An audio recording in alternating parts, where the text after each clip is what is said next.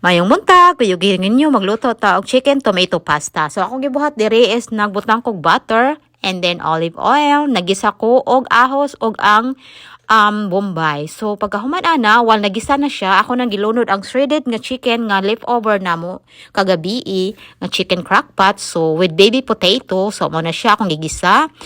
Ako na nang gilunod kay sayang man og ilabay, di ba?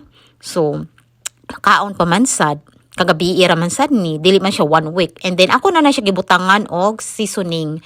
Nabutang ko og paminta, ako na siya gibutang og gamay asin, and then while na kuha na siya, ako na nang gibutang gilunod sa nako ang tomato sauce, and then nagbutang ko gamay tubig ani guys para dili siya mapagod. So pagkahuman ako nang gimix-mix, while gamix ko, ako na sad na siya gilunod ang chicken broth.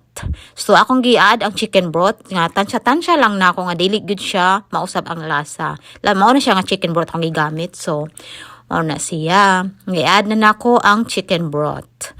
So while mubukal ni siya, nibukal na ako na nang gi-add ang egg noodles. Mao na siya nga egg noodles ang gigamit, no. Dili tong tag-Asia. So, pag human ani mubukal na siya, maluto na siya kang chicken, luto na madan. Atong gihuwat ani is ang egg noodles na lang nga muhumok. So, mao na luto na. Have a great day everyone.